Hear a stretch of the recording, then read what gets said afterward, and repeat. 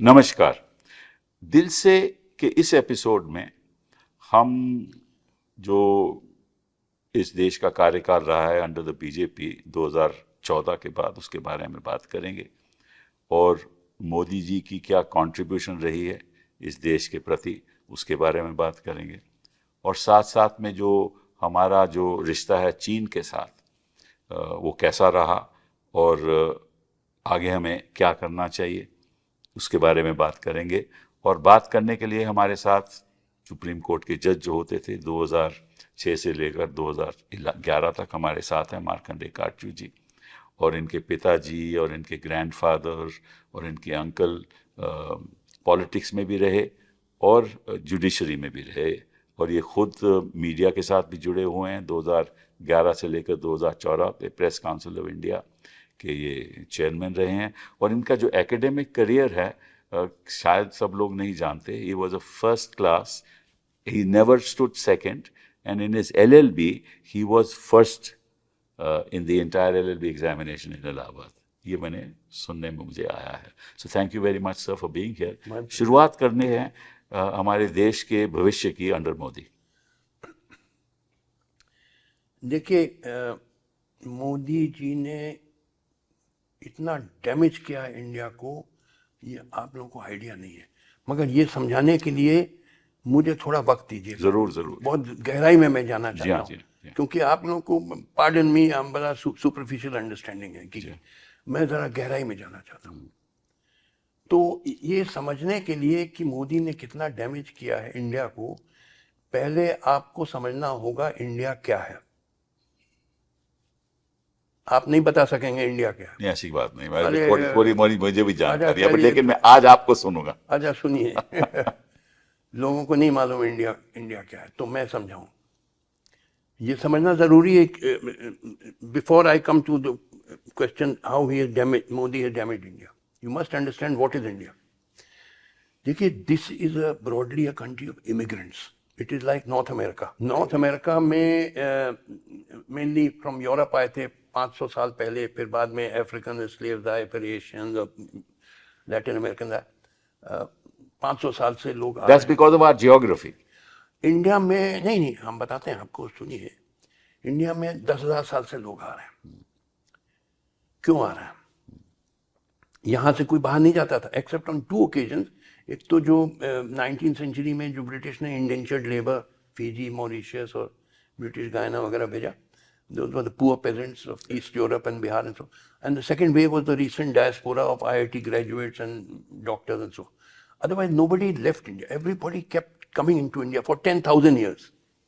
We are all foreigners. यानी 93-94% लोग जो रह रहे हैं इंडिया में, they are foreign blood. Foreign blood. आप और मैं फॉरेनर्स हैं। पहले थ्योरी थी कि original inhabitants of India were Dravidians और आर्यंस बाहर से आए। अब ये एस्टेब्लिश हो गया कि both Aryan and Dravidians were invaders from outside, and the original inhabitants of India were the pre Dravidian tribals, जिनको आदिवासी कहते हैं या शेड्यूल्ड ट्राइब्स, ST, जैसे Bhil, Gond, Santhal, like the Red Indians in America. like Red Indians, correct. तो ये जो आदिवासी आजकल सिर्फ 6-7% रह गए हैं। जी हाँ। बाकी को हमारे एंसेस्टर ने बहुत उन पे जुल्म किया, slaughtered them and drove them into forest and so on. वो 6-7% वो ओरिजिनल इनहेबिटेंट्स हैं। बाकी सब हम लोग इमिग्रेंट्स हैं। Why did people come into India, not go out of India? Now let me explain this, it is very important. देखिए, people migrate from uncomfortable areas to comfortable areas. It is natural, everybody wants comfort. तो पहले agricultural societies होती थी। What do you require for agriculture? You require level land, you require fertile soil, sun. You require plenty of water for irrigation. हाँ, तो this was in abundance in this subcontinent. आप रावलपिंडी से चले जाइए, Bangladesh, deep south, Kanyakumari, sub level land, fertile soil, नदियां हैं, तालाब हैं, यानी पैराडाइज फॉर एग्रीकल्चर। तो सब लोग बाहर से इस इंडिया में आते थे क्योंकि this was ideal for agriculture, और बहुत एक्सट्रीम क्लाइमेट नहीं था। बहुत ठंड में आ जाए आपकी 5 डिग्री सेंटीग्रेड दिल्ली में हो जाता है, नॉट -20 -30 जैसे रशिया में। यहाँ से इंडिया से क्यों कोई माइग्रेट करे अफगानिस्तान, जो बर्फीला है, 4-5 महीने बर्फ से ढका या है, सेंट्रल एशिया से, सेंट्रल एशिया, पहाड़ी है, यानी माउंटेनियस, अनकंफर्टेबल, सब लोग आराम चाहते हैं. तो people kept rolling into India for 10,000 years, and that is why you have so much diversity in India. correct, absolutely right. Because whichever group of immigrants came, they brought their own religion, their language, Customs. their custom, their cultures and so on. This explains the tremendous diversity in India. देखिए, आप compare करिए India को with China.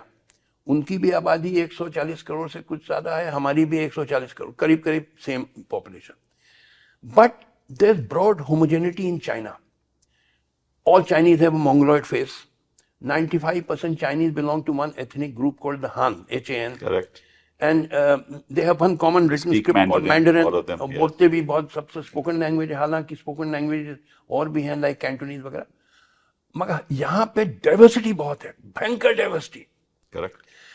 और इसलिए the only policy which can keep the country together and take us to the path of progress is the policy of giving equal respect to all religions and communities. वरना आपका देश एक दिन नहीं चल सकता. What is there common between you and that boy from Nagaland? आप हिंदू या मुस्लिम हैं, वो क्रिश्चियन है. आपके कॉकेशियन फीचर्स हैं, उसके मोंगोलॉइड फीचर्स हैं, उसके ड्रेस हैबिट फर्क है, ईटिंग हैबिट फर्क. आप कहते हैं कि ये हिंदू स्टेट रहेगा इंडिया, तो वो कहेगा अच्छा भैया हम अपना नागालैंड लेके I am living the Indian union, I am not prepared to live as second rate citizens. Modi ji ने क्या किया कि जोरे इंडिया में स्टिल भी है हिंदू कंट्री, सेकुलरिज्म लिखा है आपके constitution, but de facto he is try to make it a Hindu country.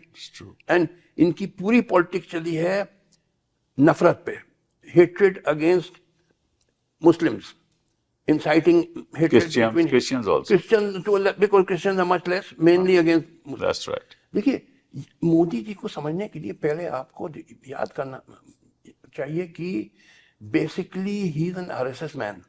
RSS के मैं बहुत जानता हूँ, आप इतना नहीं जानते होंगे क्योंकि मैं इलाहाबाद में बहुत, मैं वकील था तो बहुत आरएसएस के लोग थे जो lawyers in high court and district, बहुत मेरे मिलना जुलना था उनके साथ. इनमें देखिए दो, एक तो दे ग्लोरीफाई एंशिएंट इंडिया एंड दूसरा दे हेट मुस्लिम्स.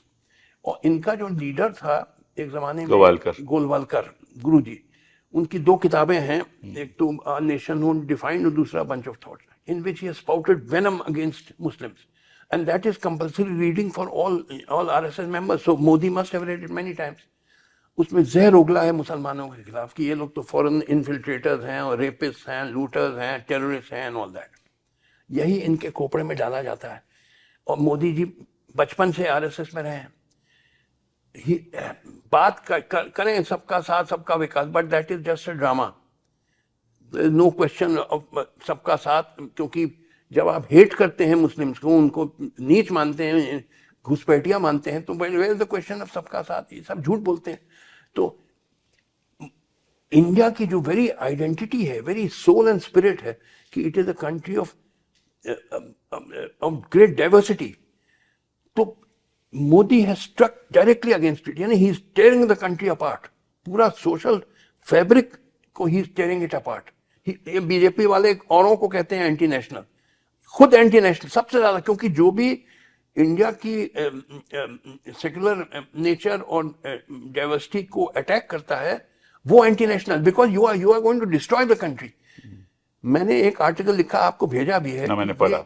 ये there was a god in ancient Rome called Janus, JANUS, double faced. उसका एक there's a phrase in English language, Janus faced, which means two heads. एक face was looking forward और एक face looking backward. Correct.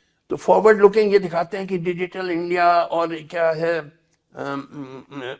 $5 trillion economy और bullet train और space mission, ये forward looking face है. Backward looking है कि ancient India में हेड प्लास्टिक सर्जरी होती थी, हेड ट्रांसप्लांट सर्जरी होती थी, और स्टेम सेल हम लोग को थेरेपी मालूम था, जेनेटिक. ये looking backward. In fact, he has only one face. That front-looking face is no face. It's just a mask. He is just जो ट्रेनिंग हुई है आरएसएस में, कि glorifying ancient India and hating Muslims, he has only one face. तो इसने जितना damage किया India को, I mean people have no idea. अब वो बना रहे हैं अयोध्या में राम मंदिर, राम मंदिर बनाने से क्या कोई गरीबी दूर हो जाएगी, बेरोजगारी दूर, जो बेसिक प्रॉब्लम्स है कंट्री के, उस पे तो कोई बात नहीं करता है। बेसिक से एजुकेशन और हेल्थ के दो बेसिस कुछ नहीं, ही इंसाइट्स हेट्रेड। पूरी पॉलिटिक्स इनकी चलती है ऑन इंसाइटिंग हेट्रेड। देखिए 80% population of India is Hindu, आप समझे। Now ordinarily Hindus are divided on caste lines, they are not united. True. But when communal passions are aroused, जैसे जब राम जन्मभूमि एजिटेशन अडवाणी जी ने चलाया था, तो सारे Hindus they united as against what they perceived as the enemy, that is the Muslims. तो ये लोग जानते हैं बीजेपी और मोदी वाले कि वैसे आप नहीं जीत सकते इलेक्शन, मगर आप अगर हिंदू वोट कंसोलिडेट कर दें by arousing communal passions and spreading hatred against Muslims. अब जैसे क्या हुआ, अभी यूपी में बाय इलेक्शन होने वाले हैं, 13 नवंबर, डेट भी चेंज कर दी, डेट चेंज कर दी, 20 नवंबर कर दिया। अच्छा, तो जब इलेक्शन होने वाले होते हैं तब कम्युनल राज शुरू होते हैं। सही बात। अब बहराइच में क्या हुआ, बड़ा आपने देखा होगा, देखा मैंने, कि एक जुलूस निकल रहा था वो दुर्गा आइडल इमर्शन का, हिंदूज का, तो वो जानबूझ के गया इन मुस्लिम एरिया, मेजोरिटी एरिया, और वो गंदी गंदी गालियां बकी मुस्लिम्स के खिलाफ, या अगर हिंदुस्तान में रहना है तो जय श्री राम तो इस पे जुडिशरी क्यों नहीं कुछ करती? उसी बात answering you, that judiciary is to a large extent, not entirely, large extent. They could have stemmed the tide. मैं आपको बताऊं कपिल साहब, आप जज नहीं रहे, मैं तो रहा हूं। 2011 तक मैं इन सब के साथ बैठता था। Even in 2011 most of the judges, court में नहीं, कोर्ट के बाहर किसी के यहाँ डिनर हो रहा है या कहीं पार्टी में, they were solidly pro Modi.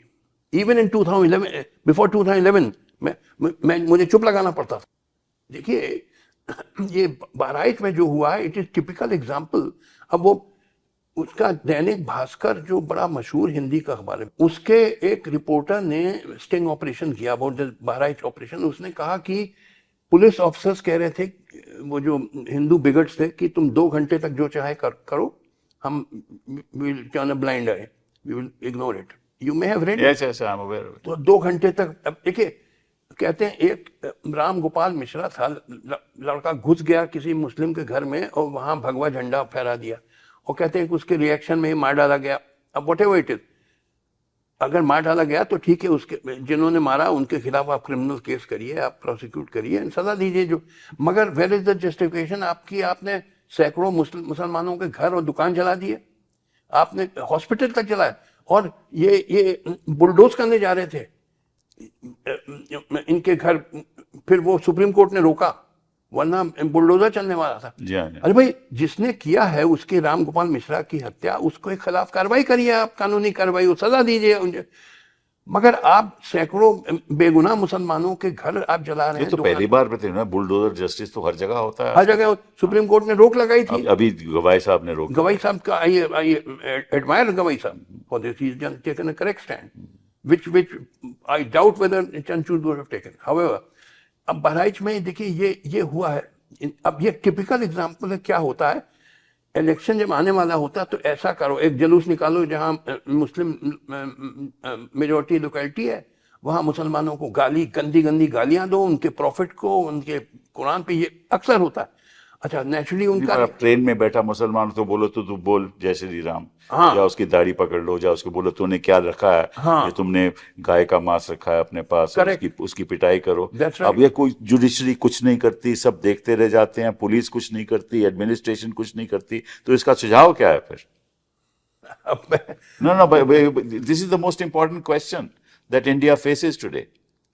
इससे बड़ा सवाल है ही नहीं हिंदुस्तान के सामने। देखिए ये अब इस पे सोचना होगा ऑल द इंटेलेक्चुअल, क्योंकि केवल जुडिशरी इसको रोक सकती है। एटलीस्ट मेरी राय, हमें ऐसे जज होने चाहिए who are wedded to the values of the constitution, वही ना जो सेक्युलरिज्म की आप बात करते हैं। देखिए होने चाहिए, होंगे, ये दोनों में फर्क। सिस्टम अपॉइंटमेंट का चेंज होगा ना तभी होगा ना। कौन चेंज करेगा भाई, ये लोग चेंज जब मोदी जी करेंगे वो नहीं करेंगे, वो तो चाहेंगे कि अपने अपने जैसे फेवरेबल जजेस आए वहां। तो आप मोदी जी की बात कर रहे थे, आपने उस खत्म नहीं की। नहीं, ये मोदी जो है, ये मैंने कहा ना कि इसके जो 10 ईयर टर्म हुआ है, इतना, एक तो देखिए सबसे the test of every political activity is one and only one, yes, and that is, does it raise the standard of living of the people? Correct. Does it give them better lives? Modi ji के दौरान आप जानते हैं क्या position क्या है? The level of child malnutrition, if you go on Google and type child malnutrition in India, global hunger index, वो international agency, we are way down. Every second child in India is malnourished. Stunted. Over the last 4-5 years, we have slipped from position number 101 to position number 107 out of 125 countries surveyed. right. ये मोदी जी के 4-5 साल में। जी हाँ, ये सही बात। आधे से ज्यादा बच्चे और भूखे होते जा रहे हैं, ये मोदी जी का कंट्रीब्यूशन। अनएम्प्लॉयमेंट का आलम आपको मालूम है? 12 million youth are entering the job market in India every year. 12 million. Correct. Only less than 500,000 jobs are being created in the organized sector of the economy. Correct. So where do the remaining 11.5 they join these they become hawkers, stringers, bouncers, criminals, suicides, beggars, the girls become prostitutes. ये हाल है आपका। एक चपरासी की नौकरी government advertise करे, हजारों application आ जाते हैं, जिसमें कई PhD, बॉम्बे में हुआ था ना ये, कई, अरे सब जगह हुआ है, यूपी में हुआ, एवरीवेयर। बहुत सारे उसमें PhDs, MBA, MSc engineers begging for a चपरासी जॉब। ये आपका अनएम्प्लॉयमेंट का आलम है। हेल्थ केयर का हाल आप जानते हैं, देखिए कई दिल्ली में बड़े state of the art hospital आपके, मैक्स है, फोर्टिस है, अपोलो है, मेदांता है, beautiful. I was treated recently in some of them, JP, but they are so expensive, ordinary man can't go there. मैं तो क्योंकि रिटायर्ड सुप्रीम कोर्ट जज था, तो अब तो आयुष्मान भारत स्कीम आ गई, उसमें तो लोगों को राहत मिलती है ना। क्या चीज? Ayushman Bharat, I don't know what is that is. बोले हेल्थ सेक्टर में। अच्छा चलिए सुनिए, तो गरीब आदमी कहाँ जाता है? आप जानते हैं कहाँ जाता है? Most of them go to quacks, जिसको हिंदी में कहते हैं झोला छाप डॉक्टर, कोई डिग्री विग्री नहीं है। Correct. नाम के लिए डॉक्टर अपने को प्रोक्लेम किया हो। अब क्या करे गरीब आदमी, रेगुलर डॉक्टर के पास जाने का पैसा नहीं है।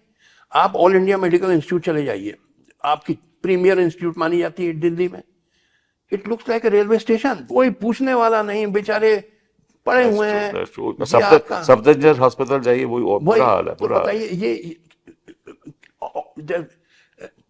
total lack of health care for the people, total lack of good education for the people. थोड़े से IITs वगैरह होंगे, बट आम स्कूल का बुरा हाल है।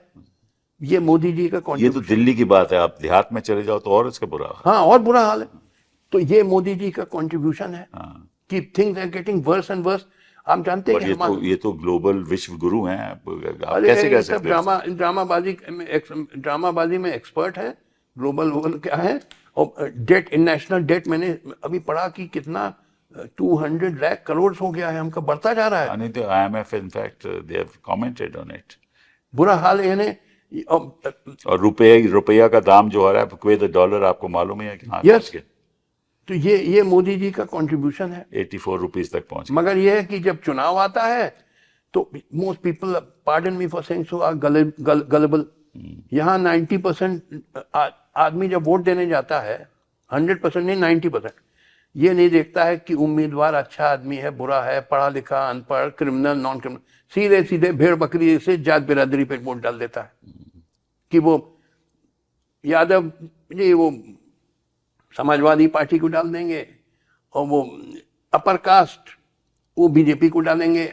पंडित जी चाहे जितना भी कुकर्म करे बीजेपी, पंडित जी कमल को डालेंगे। Pardon me, I am also Pandit ji by the way, मगर वो टस से मत नहीं होगा। तो लिहाजा ये आपकी पूरी पॉलिटिक्स है, ये सब कास्ट और रिलीजन वोट बैंक पे चलती है इंडिया में।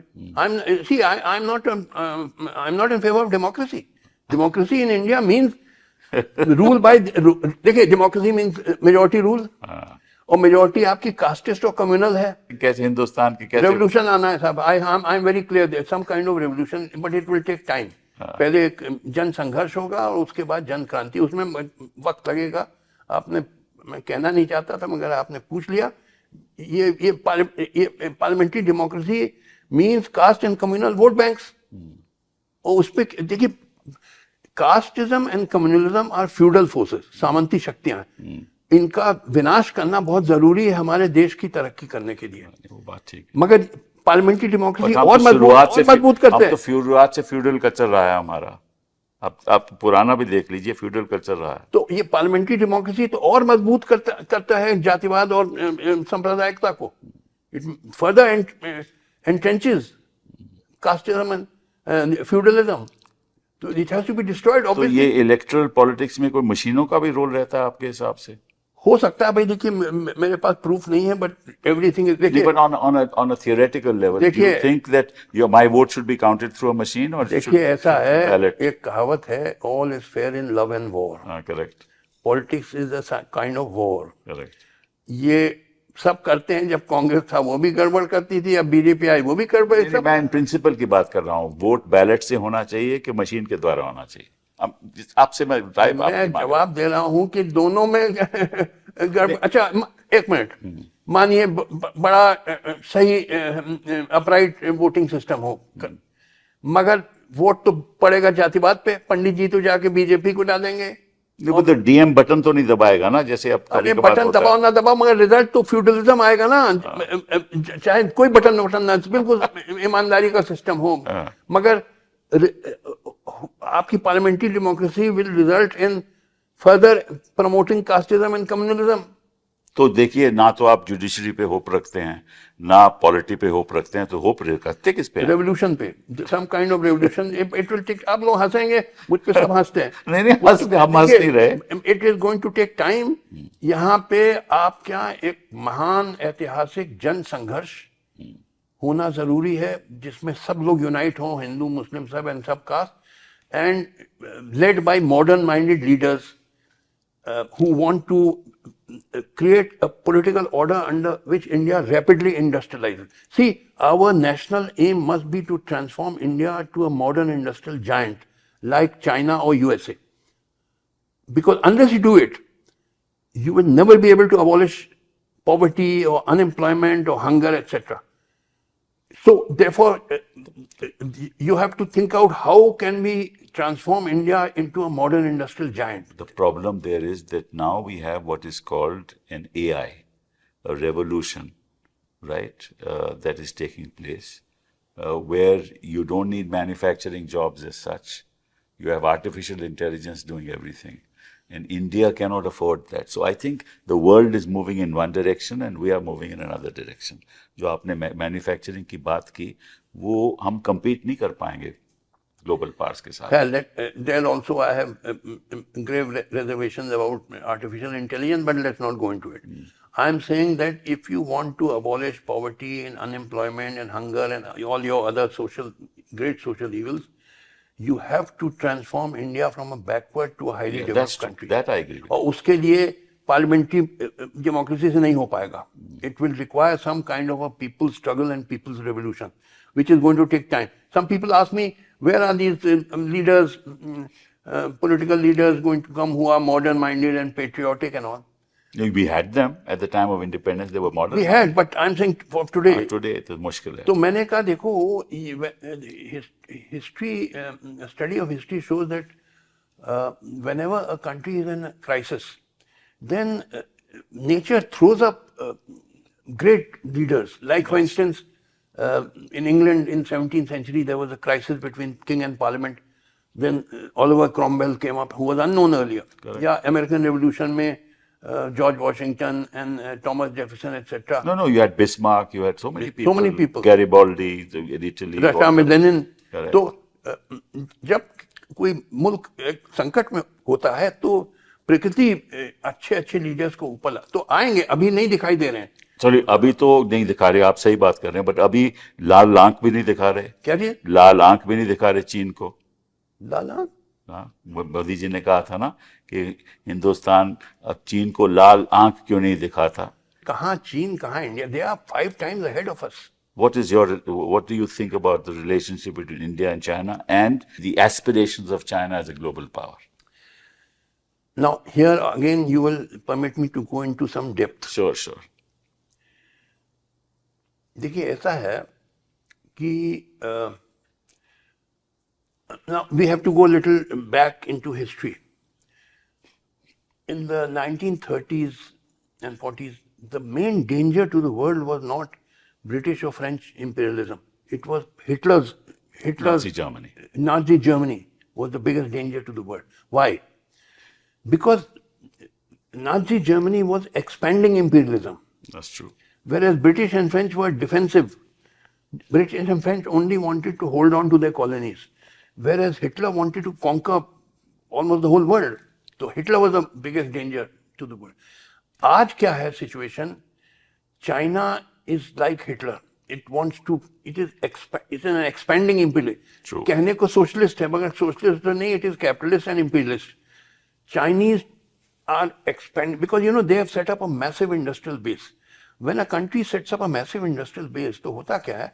Then it has to expand overseas. Right. Because the domestic market is saturated.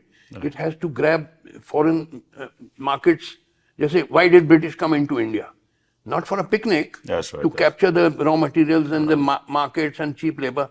Or why did the French conquer Algeria and Vietnam? For the same reason. Or why did the Japanese conquer Korea and Manchuria and part of China?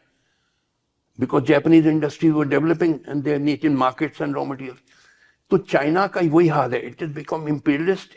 It has a huge foreign exchange reserve of about $3.4 trillion. That's correct. Which is a huge amount of hot money looking hungrily for foreign investment.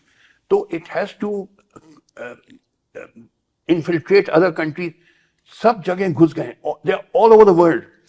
आपके India में आपके telecom market काफी capture. You can't compete with the Chinese anywhere in the world. तो लिहाजा they are the greatest danger because they will destroy your markets. That's correct. फिर आपके जो industries है वो कहाँ मार्केट मिलेगा? They have पाकिस्तान काफी इन्फिल्ट्रेट कर. मैं आपको थोड़ा सा फिगर बता दूं. Around 75% of India's smartphone parts are sourced from China. Your 70% of active pharmaceutical ingredients are crucial for the generic drug industry from China. 70%. Imports of essential components from China continue to grow in 24, especially electronic vehicles. India imports 25% of auto parts from China. India sources 80% of solar modules and cells from China. Despite national security concerns, major telecom players still depend on Chinese equipment, with Huawei and ZTE being primary suppliers. China supplies 30% of India's textile inputs. Chemical and industrial raw materials account for a substantial import share, with 40% sourced from China. I can just go on and on and on and on. This is the extent of control of China on the Indian economy. देखिए, this is why I am a supporter of Trump. हम लोगों ने जीत रहा है कि हार रहा है? जीतेगा, but he is confronting China, जो सबसे बड़ा दुश्मन आज दुनिया में है. दुनिया का सबसे बड़ा दुश्मन चाइना है, अमेरिका नहीं है. And Trump had the guts even in his first presidency. He said Chinese have put up 25% tariffs on American cars imported into China. And we do 3% or something like 2.5%. Chinese they export करें American market में 2.5%. He said, how is this fair? Correct. तो he imposed tariffs और फिर करेगा. तो that भाई देखिए, I am not a voter in the American election. मगर मैंने कहा कि मैं तो ट्रम्प का सपोर्टर हूं, क्योंकि देखिए वो चाइना जो सबसे बड़ा दुश्मन, जैसे हिटलर के अगेंस्ट जब तक सब यूनाइट नहीं हुए थे, ब्रिटेन, अमेरिका, रशिया, तब जाके उसको डिफीट किया. Correct. तो आज all of us, India, America and other countries must unite against China. They are the biggest. वो खा जाएंगे हम सबको. But we can't afford to. If they control our economy like this, if we unite against China, what happens to our own economy? I've just shown you how much we are dependent on China. देखिए वो ठीक है, but ये है कि फिर conquered, say, infiltrated into, say, 50% They've of gone into Africa. They're controlling many economies in Africa. Africa में बहुत है. Right, the Belt and Road Initiative. हाँ. They're building transportation system that can Yes. bring. So all that is happening, which means that.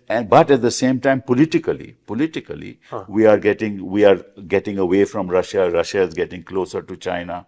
And then Russia is getting closer to Pakistan. China is helping Pakistan.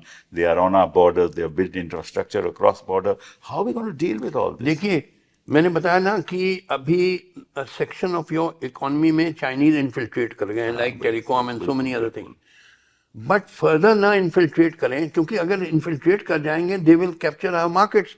तो हमारे industries के लिए market available नहीं होगा, हमारी industries बंद हो जाएंगी. तो हो रहा है. तो therefore we have to combat. So what is Modi ji doing about it? Modi ji कुछ नहीं करेंगे एक्सेप्ट राम मंदिर और वो मुसलमानों के खिलाफ घुसपैठियां हैं. और Modi has nothing in his head except hatred of Muslims. ये बात करता है बड़ी बड़ी, मगर ही नो, वो आरएसएस की ट्रेनिंग है कि हेट्रेड ऑफ मुस्लिम्स, वो बचपन से उसको सिखाया गया है, वही जानता है. तो मोदी जी पे आप मत भरोसा करिए. Modi ji will do nothing. Galwan capture कर लिया चाइनीज ने. Very dangerous. इन्होंने कहा कि नथिंग, मोदी सेड कि nothing has been captured. Correct. झूठ बोला. They are not in our Indian territory. तो मोदी पे मत कहीं नहीं आए वो.